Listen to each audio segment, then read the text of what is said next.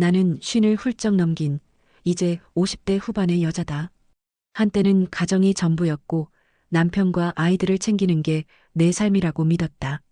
하지만 남편은 도박에 빠져 집안일은 외면했고 생활은 늘 내 어깨 위였다. 빚만 늘어나고 사람은 점점 무책임해졌다. 붙잡을 이유도 마음도 남지 않아 몇 해 전 나는 졸혼을 선택했다. 법적으로는 부부지만 내 안에서는 이미 끝난 사이였다. 그 즈음 나는 내 삶의 유일한 낙을 찾았다. 바로 찜질방. 주말이면 옷가방 하나 챙겨 조용히 집을 나선다. 황토방에 들어가 땀을 뻘뻘 흘리며 속에 쌓인 울분까지 같이 쏟아내는 기분. 그리고 매번 빠지지 않는 의식처럼 매점에서 끓여주는 라면 한 그릇과 시원한 석류차 한 잔. 그건 마치 세상에서 오직 나만을 위해 차려진 작은 잔치 같았다. 그렇게 찜질방은 어느새 내 아지트가 되었다. 아무도 건드리지 못하는 내 마음의 비밀 장소. 라면은 늘 그렇듯 뜨겁고 짭짤했다. 찜질방에서 땀 쫙 빼고 나와 먹는 그 맛은 집에서 끓이는 라면이랑은 아예 급이 다르다. 김치까지 척 얹어 한 입 크게 물고 있는데 저쪽에서 어떤 남자가 나를 뚫어져라 바라보고 있었다. 처음엔 그냥 스쳐간 시선이려니 했는데 젓가락질 할 때마다 국물을 후루룩 마실 때마다 고개를 들면 눈이 마주친다. 뭐야, 저 사람? 왜 자꾸 쳐다봐? 내 얼굴에 뭐 묻었나? 슬쩍 입술 닦아보고 앞머리도 만져본다. 아무리 생각해도 그냥 이상한 사람이다. 나는 괜히 국물만 더 세게 후후 불어가며 먹는 신용을 했다.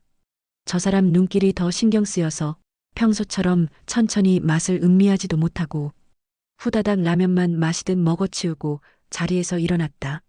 아유, 웬 이상한 사람다 보겠네. 혼잣말을 중얼거리며 얼른 석류차를 들이켰다. 나는 부동산 중개업을 한다.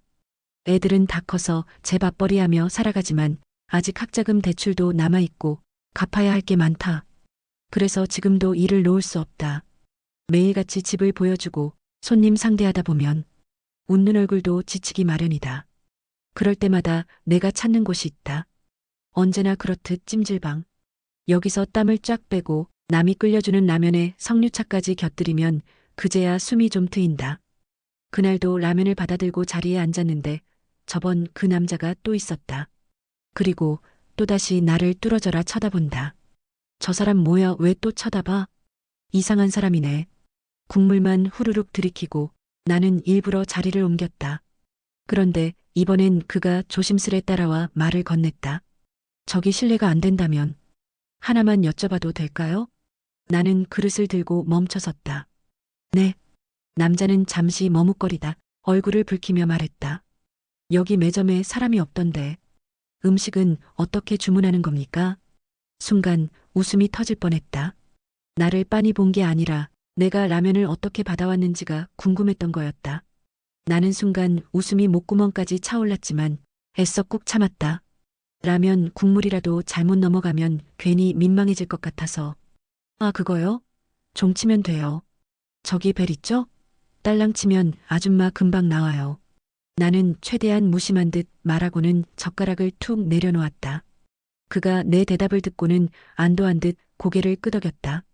아, 그렇군요. 처음 와봐서 몰랐습니다. 그 모습이 괜히 우스웠다. 내가 뭔 대단한 비밀을 아는 사람처럼 느껴지기도 하고 또 이렇게 허둥대는 모습이 좀 귀엽게 보이기도 했다. 나는 여전히 웃음을 참으며 시선을 돌렸다. 뭐야, 괜히 혼자 별별 생각 다 했네. 그냥 순박한 사람인 건가. 하지만 그날 이후 이상하게 찜질방에서 그 사람을 또 보게 될 것 같은 기분이 들었다. 그날 이후로 신기하게도 나는 찜질방에서 그 사람을 자주 마주치게 됐다. 늘 내가 앉는 자리 근처에 있거나 땀을 빼고 나오면 맞은편 의자에 앉아 있곤 했다. 처음엔 또 나 쳐다보는 거 아니야? 하고 경계했지만 이제는 알았다. 그 사람은 그냥 뭐랄까 조금 느릿하고 서툰 사람일 뿐이라는 걸.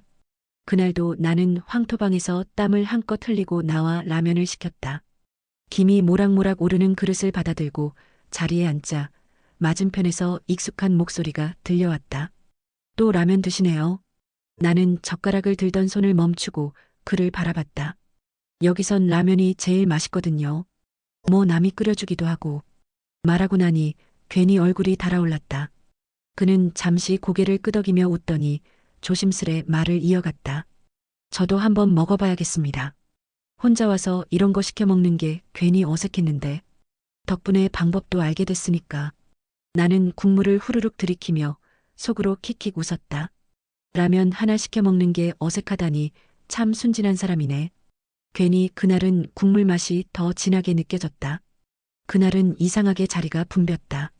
내가 늘 앉던 구석자리는 이미 사람들이 차지하고 있었고 라면 그릇을 들고 갈 곳을 두리번거리는 내 앞에 그 사람이 먼저 자리를 내주듯 손짓했다.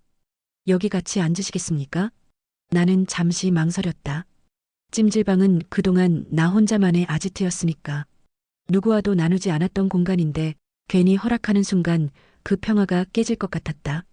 하지만 라면 국물은 금세 식어가고 있었고 그는 조심스럽게 자기 그릇을 비켜놓으며 나를 기다리고 있었다. 뭐 잠깐이면 되겠죠. 나는 그렇게 중얼거리며 맞은편에 앉았다. 그는 내가 젓가락을 들자 따라 라면을 주문했다. 잠시 뒤 김이 모락모락 나는 라면 두 그릇이 테이블 위에 나란히 놓였다. 그가 젓가락을 들며 웃었다. 찜질방을 참 좋아하시나 보네요. 올 때마다 뵙는 것 같아서요. 나는 젓가락질을 멈추고 그를 흘긋 쳐다봤다. 사람 따라 다르죠. 저한테는 여기만 한 데가 없거든요. 그는 고개를 끄덕이며 라면을 후후 불었다. 저도 원래는 잘 몰랐습니다. 우연히 와봤는데 이렇게 자주 오게 될 줄은 몰랐네요. 나는 피식 웃으며 말했다. 다 그런 거예요. 한번 맛들이면 못 끊어요. 여기서 땀 한 번 쫙 빼고 라면 먹으면 세상 근심 다 흘려보낸 것 같거든요. 맞습니다. 그는 젓가락으로 면을 들었다가 잠시 멈추더니 말을 덧붙였다. 근데 혼자 와서 먹는 건 영 어색하더군요. 사실 그래서 계속 여쭤보고 싶었던 건데. 나는 일부러 시큰둥하게 국물을 떠넣으며 속으로 웃음을 참았다. 이제 알았으니까 다음부턴 혼자서도 잘 드실 수 있겠네요. 내 말에 그는 민망한 듯 웃었다. 그 웃음에 나도 모르게 입꼬리가 슬쩍 올라갔다. 라면 국물은 뜨거웠지만 이상하게 속은 편안했다. 그와 마주 앉아 젓가락을 오가는 사이 내 입에서 저도 모르게 말이 흘러나왔다. 사실 저는 여기 오는 게 거의 습관이에요. 집에만 있으면 생각이 많아지거든요. 그는 젓가락을 멈추고 나를 바라봤다. 생각이요? 나는 한숨을 내쉬며 고개를 끄덕였다. 남편이랑은 몇 년 전 결혼했어요. 서류는 그대로지만 마음은 이미 남보다 못한 사이가 돼버렸죠. 아이들도 다 커서 제 밥벌이는 제 몫이 됐고요. 말을 하고 보니 조금은 쑥스러웠다. 찜질방에서 만난 남자한테 이런 얘기를 할 줄은 몰랐으니까. 그는 조용히 고개를 끄덕이며 라면 국물을 떠넣었다. 그랬군요. 그래서 혼자 오신 거군요. 나는 억지로 웃으며 젓가락을 돌렸다. 네, 여기 오면 그냥 제가 저답게 숨 쉴 수 있어서요. 남이 끓여주는 라면 하나에도 위로받고요. 그는 잠시 말없이 웃더니 조심스레 말을 덧붙였다. 저도 비슷합니다. 퇴직 후 아내마저 떠나고 나니 집에 있어도 집 같지가 않더군요. 그래서 여기저기 기웃대다가 이곳까지 오게 됐습니다. 순간 그가 나와 같은 자리에 서 있는 사람이라는 걸 알았다. 같이 땀을 흘리고 같은 국물을 나누는 지금이 왠지 낯설지 않았다. 라면 국물은 어느새 바닥을 드러냈다. 내 젓가락도 멈췄고 그의 그릇도 비워졌다. 찜질방 특유의 뜨끈한 공기 속에서 우리는 한동안 말없이 물잔만 만지작거렸다. 그가 먼저 입을 열었다. 이상하네요. 라면이 그냥 라면인데 같이 먹으니 훨씬 맛있습니다. 나는 괜히 시선을 피하며 물을 한 모금 마셨다. 그래요? 저는 그냥 원래 맛있다고 생각했는데. 그는 소리내 웃지 않았지만 눈가가 고요하게 휘어졌다. 그 웃음이 괜히 내 마음까지 건드렸다. 자리에서 일어나며 나는 가볍게 말해버렸다. 그럼 다음에도 라면 한 그릇 드셔보세요. 혼자 말고. 내 말에 그는 잠시 놀란 듯 나를 바라보다가 천천히 고개를 끄덕였다. 네. 그러죠. 아마 여기서 또 뵙겠지요. 서로 시간도 약속도 정한 건 아니었다. 그냥 언제나처럼 각자 찜질방을 찾다 보면 또 마주칠 것이라는 묘한 확신. 나는 괜히 미소가 지어지는 걸 참으며 가방을 챙겼다. 또 보자는 말도 안 했는데 벌써 다음 주가 기다려지네. 일주일은 길게 느껴졌다. 평소처럼 일을 하고 사람들 앞에서 웃고 계약서를 뒤적이면서도 마음 한쪽 구석에는 자꾸 그날 찜질방에서 나눈 대화가 남아 있었다. 또 뵙겠지요. 그 말이 이상하게 귓가를 맴돌았다. 그래서였을까? 이번 주말 찜질방에 들어서자마자 내 눈은 본능처럼 매점 쪽을 향했다. 그럴 리 없다고 생각하면서도 혹시나 하는 마음에. 그리고 거기 있었다. 땀에 젖은 수건을 어깨에 걸치고 물컵을 들고 앉아 있는 그 사람. 우리 눈이 마주쳤다. 그는 놀란 듯 눈을 크게 떴다가 금세 웃음으로 바뀌었다. 나는 모른 척 하려다 괜히 입가가 먼저 풀려버렸다. 또 오셨네요. 내가 먼저 말을 꺼냈다. 그는 자리에서 일어나며 어쩐지 기다렸다는 듯 대답했다. 예. 또 오셨네요, 역시. 나는 속으로 피식 웃었다. 마치 둘 다 몰래 약속이라도 지킨 사람처럼. 그리고 다시 라면 냄비가 모락모락 피어오르는 소리 속에서 우리 둘은 자연스럽게 같은 자리에 앉게 되었다. 김이 모락모락 피어오르는 라면 두 그릇 사이로 우리는 자연스럽게 젓가락을 움직였다. 그가 먼저 조심스레 물었다. 중개업 하신다고 하셨죠? 하루 종일 사람 상대하시느라 힘드시겠습니다. 나는 피식 웃으며 고개를 끄덕였다. 힘들죠. 웃는 얼굴 팔아서 먹고 사는 게 부동산이거든요. 집을 사려는 사람, 팔려는 사람. 욕심 부리다 싸움 붙는 경우도 종종 봤고요.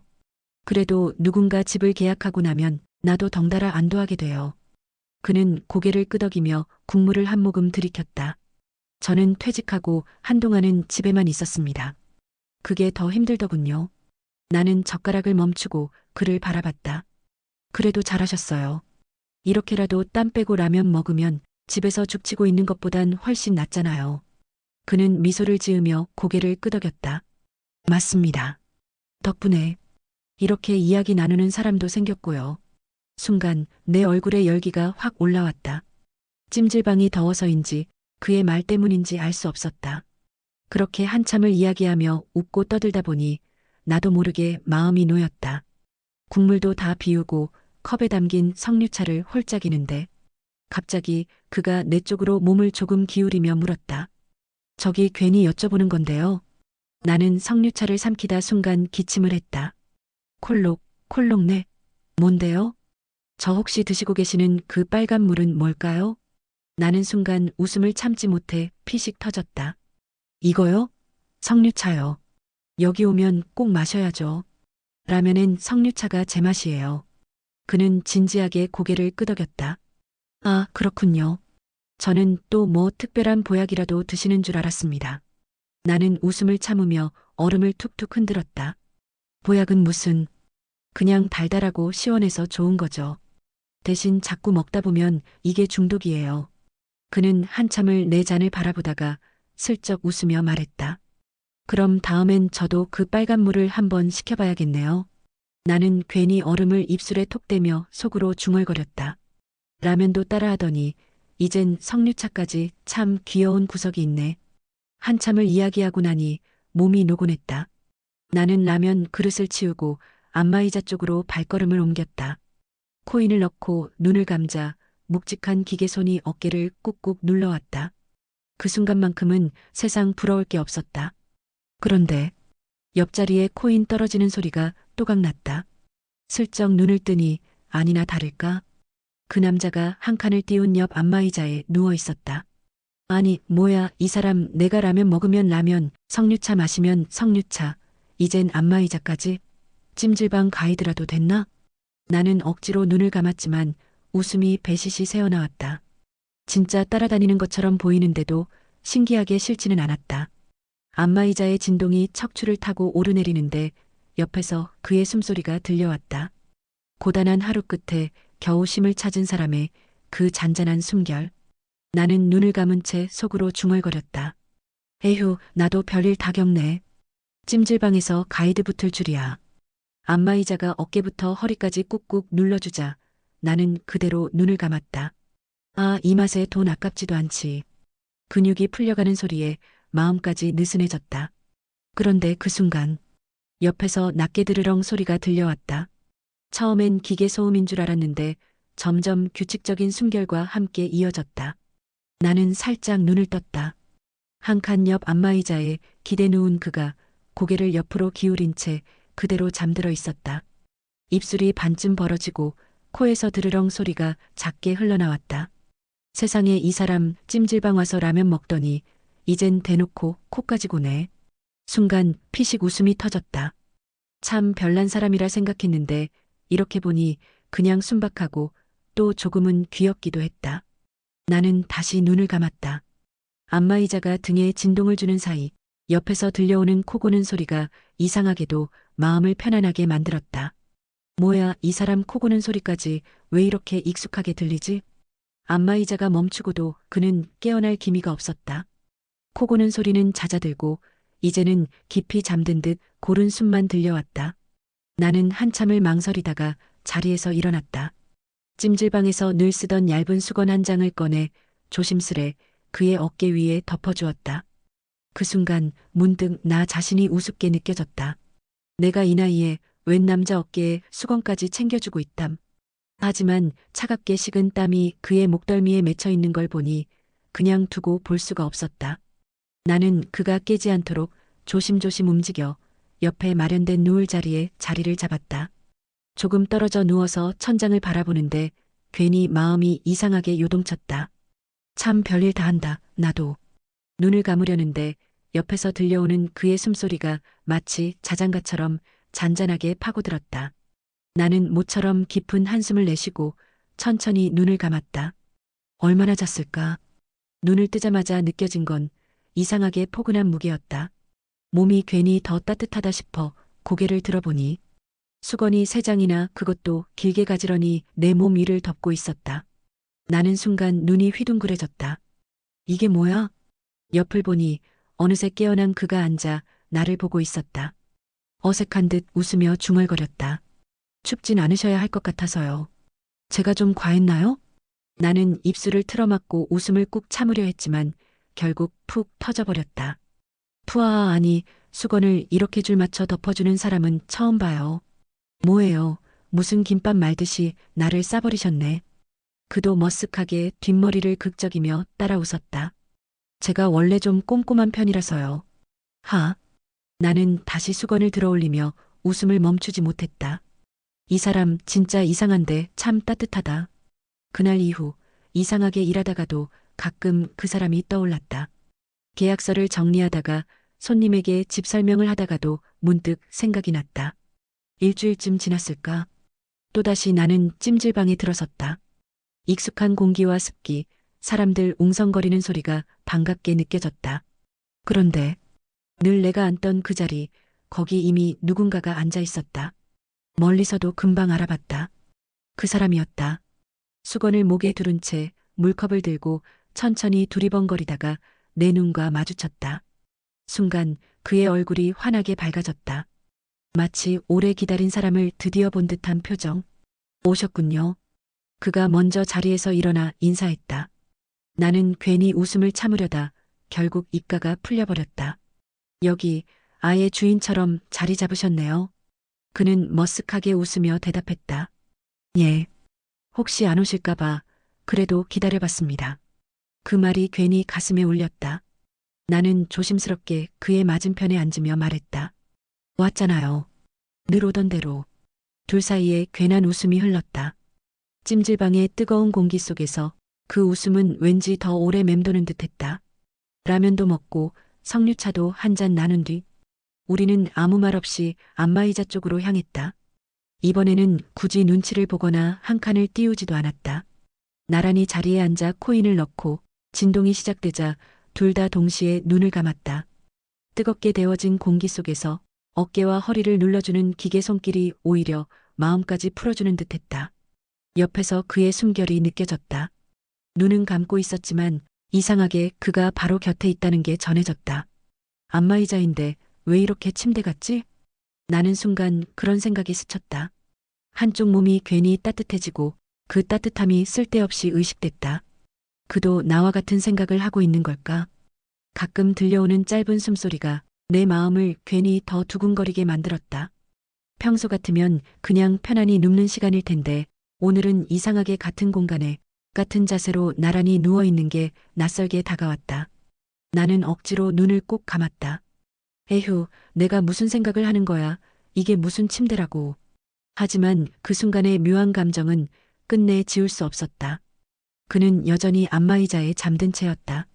나는 괜히 그 묘한 생각이 지워지지 않아 조용히 자리를 옮겨 방 안에 들어가 몸을 뉘었다. 습기와 열기 속에서 서서히 잠이 들었다. 새벽녘 문득 몸이 이상하게 따뜻해 눈을 떴다. 등에 닿는 온기가 너무 가까웠다. 고개를 돌리자 그가 있었다. 고단한 얼굴로 바로 내 옆에 바싹 붙은 채 깊은 잠에 빠져 있었다. 숨결이 내 어깨를 간지리는 듯 그만큼 가까이. 나는 차마 깨울 수가 없었다. 살짝 몸을 빼내려 슬금슬금 자리에서 일어나는데 그때 바닥에 무언가 떨어졌다. 흰 종이 쪽지였다. 주워보니 또박또박 적힌 글씨. 지금 명함은 없습니다. 여기로 친구 필요하시면 연락주세요. 순간 심장이 요란하게 뛰었다. 찜질방 불빛 아래 그 작고 얇은 쪽지가 내 손바닥 위에서 묘하게 무겁게 느껴졌다. 나는 한참 동안 그 종이를 내려다보다가 모처럼 피식 웃음을 터뜨렸다. 참 별나고도 참 따뜻한 사람이다. 며칠이 흘렀다. 퇴근 후 집으로 가는 길. 발걸음은 무겁고 하루 종일 사람들 앞에서 웃던 얼굴은 금세 굳어졌다. 문득 그 사람 얼굴이 떠올랐다. 찜질방 불빛 아래 코를 고던 모습, 수건을 가지런히 덮어주던 손길, 그리고 내 손에 남은 작은 쪽지 한 장. 나는 가방 속에서 핸드폰을 꺼내 들었다. 보낼까 말까? 엄지손가락이 메시지 창 위를 서성였다. 한참을 망설이다가 결국 짧게 글자를 눌렀다. 뭐 하시나요? 찜질방 친구. 보내고 나니 심장이 덜컥 내려앉았다. 괜히 후회가 밀려와 핸드폰을 끄고 싶었지만 이미 화면 위엔 파란 체크 표시가 떴다. 잠시 뒤 진동이 울렸다. 그의 답장이었다. 마침 찜질방에 와 있습니다. 오늘도 제자리예요. 나는 그대로 길 한복판에서 웃음을 터뜨렸다. 마치 오래된 약속이 다시 이어진 것처럼. 나는 화면에 뜬 그의 답장을 한참 내려다보다가 괜히 용기가 생겼다. 오늘따라 찜질방보다는 다른 데서 얼굴을 보고 싶었다. 손가락이 저절로 움직였다. 오늘은 찜질방 말고 저랑 삼겹살 어떠세요? 삼겹살은 혼자 먹기 좀 그런데. 메시지를 보내고 나니 심장이 두근거려서 핸드폰을 덮어버렸다. 아이고, 내가 이게 무슨 짓이람. 하지만 진동은 금세 울렸다. 조심스러운 답장이 도착했다. 좋습니다. 사실 저도 혼자 고기는 못 굽겠더라고요. 순간 웃음이 절로 터졌다. 핸드폰 화면이 흐릿해질 만큼 입가가 자꾸만 올라갔다. 오늘은 찜질방 대신 삼겹살 불판 위에서 우리 이야기가 시작될 것만 같았다. 작은 동네 삼겹살집, 유난히 불판 위 고기 지글거리는 소리가 크게 들렸다. 나는 자리에 앉아 앞치마를 두르며 괜히 어색하게 웃었다. 그가 먼저 고기를 집어 불판 위에 올리더니 말했다. 이런 건 혼자 하면 재미없더군요. 기다리는 것도 지루하고. 나는 물잔을 들며 맞장구 쳤다. 그러니까요. 삼겹살은 둘 이상이 모여야 제맛이죠. 혼자 먹으려면 그냥 김밥이 낫고. 둘 다 동시에 웃었다. 불판 위에서 기름이 튀는 소리, 공기 중에 번지는 고소한 냄새가 괜히 마음을 더 따뜻하게 만들었다. 그는 서툴게 집게를 잡아 고기를 뒤집으며 말했다. 저는 사실 요리 같은 건 잘 못합니다. 안에 있을 땐 젓가락만 들면 됐거든요. 그래서 이렇게 고기 굽는 것도 어색하네요. 나는 순간 말문이 막혔다가 조심스레 웃었다. 그럼 오늘은 제가 도와드릴게요. 고기는 제가 굽고 드시는 건 책임지세요. 예. 그럼 든든하게 먹겠습니다. 그는 고개를 숙이며 웃었고 그 모습이 묘하게 나를 편안하게 만들었다. 불판 위에 고기가 노릇노릇 익어가고 나는 젓가락으로 잘라 그의 접시에 덜어주었다. 맛있을 거예요. 찜질방 라면보다야 훨씬. 그는 고기를 입에 넣더니 진지하게 고개를 끄덕였다. 정말 그렇네요. 순간 웃음이 터졌다. 찜질방 친구였던 우리가 어느새 고기를 나누어 먹는 사이가 되어 있었다. 고기가 노릇노릇 익어가고 나는 얼떨결에 소주잔을 꺼내 들었다. 투명한 잔에 푸른 액체가 차오르자 묘하게 마음이 가벼워졌다. 자, 한잔하시죠. 삼겹살에 소주 없으면 서운하잖아요. 내 말에 그는 살짝 놀란 듯 웃더니 고개를 끄덕이며 잔을 내밀었다. 예. 마다할 이유 없죠. 잔이 가볍게 부딪히며 작은 짠소리가 가게 안에 울렸다. 나는 목을 타고 내려가는 알싸한 기운에 눈을 찡그리며 웃음을 터뜨렸다. 아유, 역시 이 맛에 먹는 거죠. 그는 내 표정을 보며 웃다가 잠시 진지해졌다. 혼자 먹는 건 괜찮았는데 혼자 마시는 건 참 외롭더군요. 그래서 소주는 오래 못했습니다. 나는 잠시 멍하니 그 말을 듣고 있다가 잔을 돌려 다시 채워주었다. 이제는 혼자가 아니잖아요. 오늘은 제가 같이 마셔주니까. 그는 한순간 말이 막힌 듯 나를 바라보다가 조용히 미소를 지었다. 불판 위에서 고기 익는 소리, 사람들 웃음소리 사이로 우리 둘만의 작은 대화가 묘하게 따뜻하게 이어졌다. 그날은 주말을 앞둔 평일 밤이었다. 우린 삼겹살에 소주를 부딪히며 그동안 꺼내지 못했던 얘기들을 실컷 쏟아냈다. 조론한 얘기, 혼자 사는 집 얘기, 살아오며 억눌러온 서러움까지. 잔이 비워질 때마다 마음속 무게도 조금씩 덜어내듯 사라졌다. 그러다 보니 결국 우리는 과음을 했다. 술기운에 웃다가 때론 눈시울이 붉어지기도 하다가 그렇게 시간이 흘러버렸다.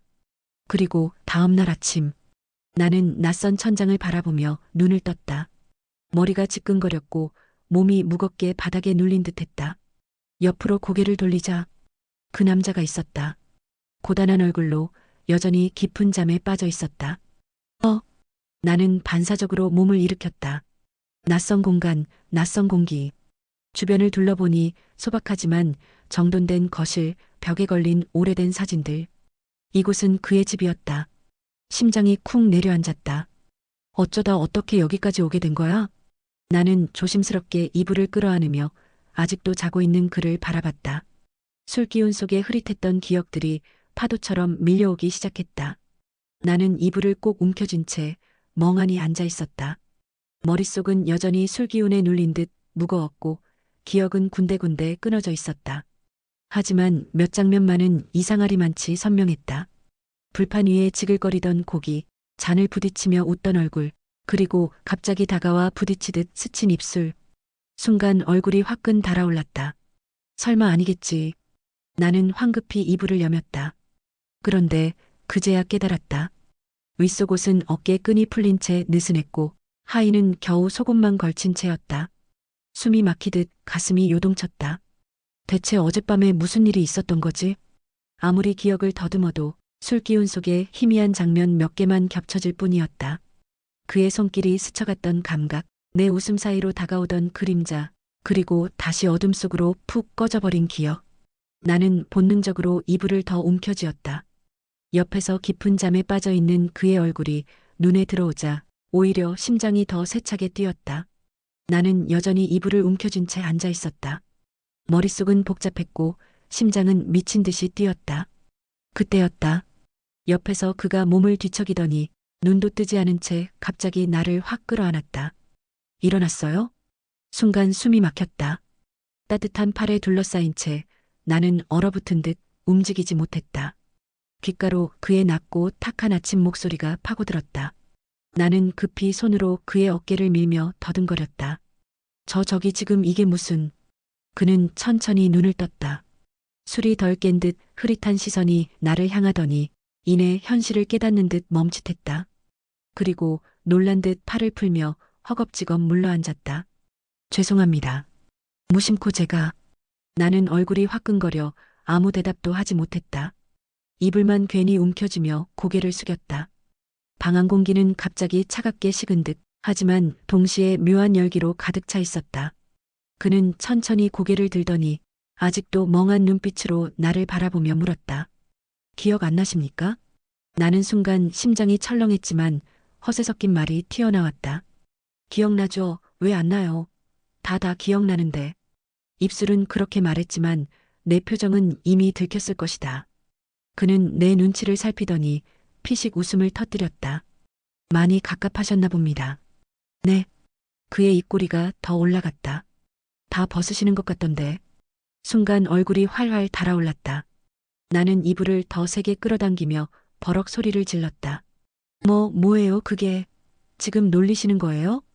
그는 소년처럼 웃음을 참으며 고개를 흔들었다. 장난입니다.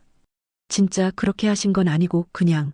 나는 여전히 귀까지 시뻘개져서 아무 말도 못하고 이불에 파묻혔다. 그의 웃음소리는 방 안을 한참이나 맴돌았다. 그의 웃음소리가 방 안에 맴돌았지만 내 가슴은 점점 더 답답해졌다. 아무리 장난이라 해도 뭔가 이상했다. 몸이 묘하게 뻐근했고 특히 아랫도리가 낯설게 무거웠다. 그리고 내 목과 어깨에는 분명 그의 체치가 스며 있었다. 아무 일도 없었다면 느낄 수 없었을 그 은근한 온기와 향기. 나는 결국 참지 못하고 고개를 들었다. 장난치지 마시고 저희 혹시 말끝을 잇지 못한 채 그를 똑바로 바라봤다. 그의 눈빛이 잠시 흔들렸다. 그리고 한숨과 함께 조용히 입을 열었다. 죄송합니다. 사실은 거짓말했네요. 순간 숨이 막히는 듯 가슴이 내려앉았다. 저희가 관계를 한 건 맞습니다. 그의 목소리는 낮고 조심스러웠다. 하지만 어제 술에 많이 취하셨고 기억하고 싶지 않으실까봐 일부러 농담처럼 돌려 말했습니다. 나는 손끝이 떨려 이불을 더 세게 움켜쥐었다.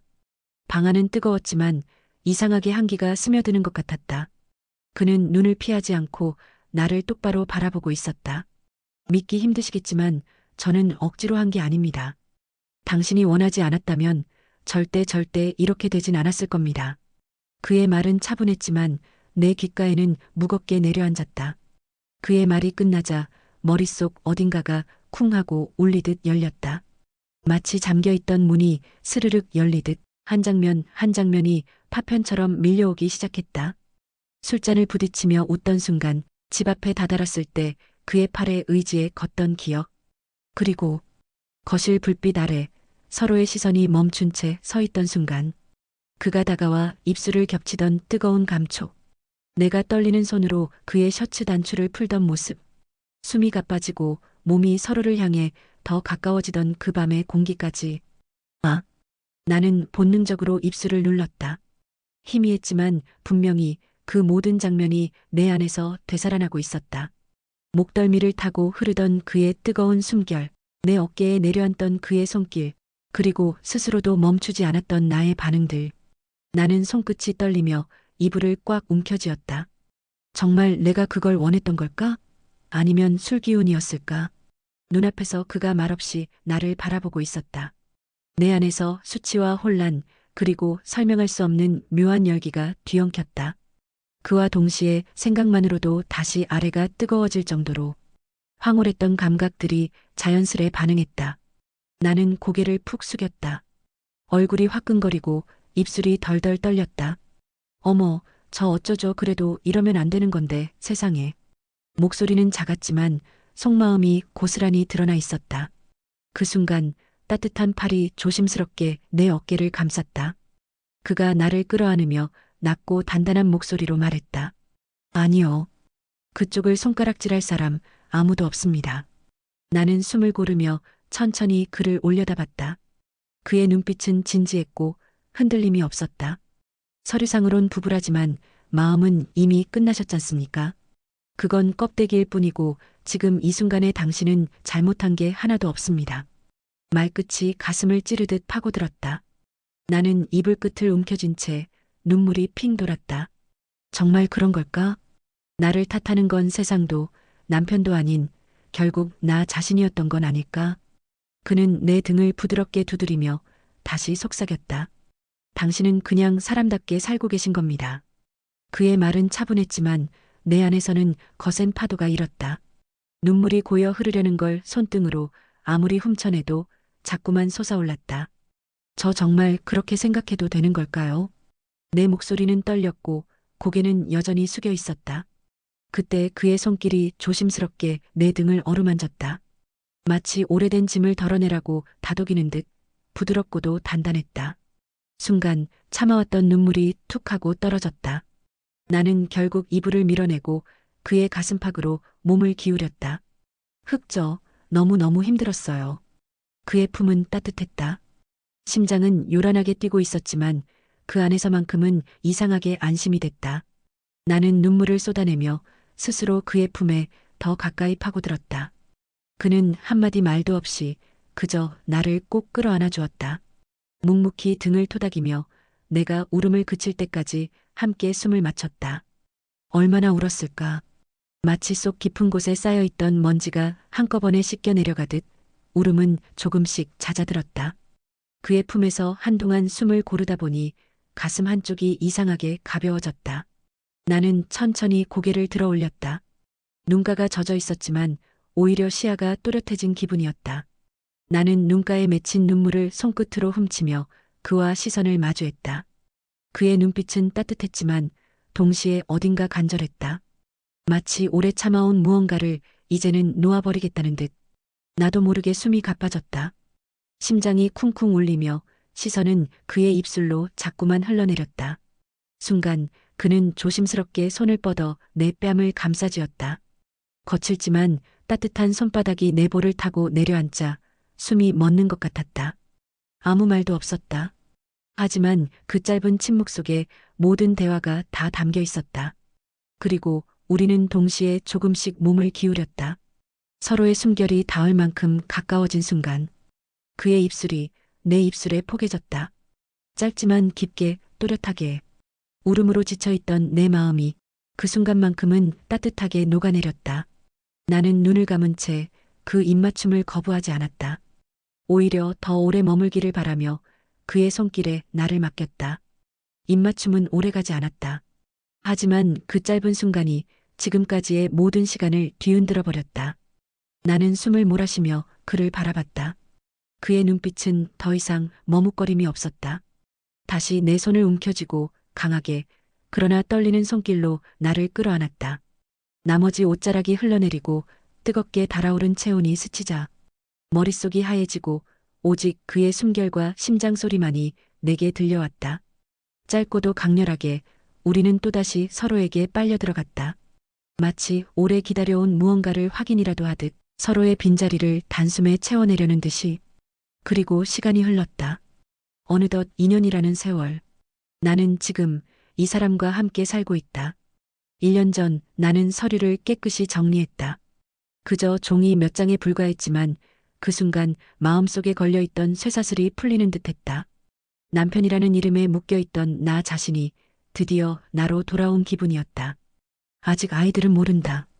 언젠가 알게 되면 서운해하거나 놀라거나 혹은 화를 낼지도 모른다. 하지만 그때가 오더라도 괜찮다.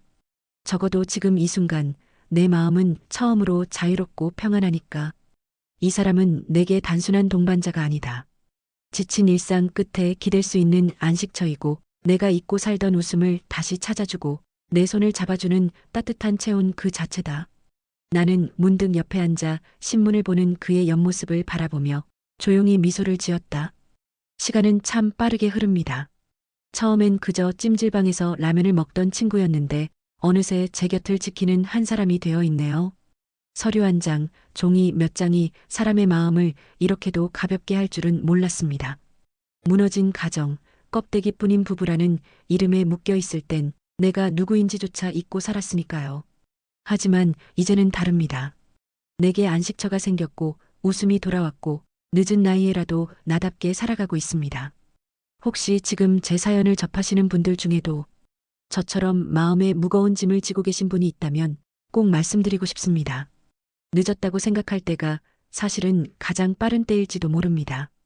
삶은 여전히 우리에게 새로운 시작을 허락해 주니까요.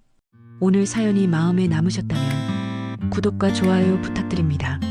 감사합니다. 감사합니다. 감사합니다. 감사합니다.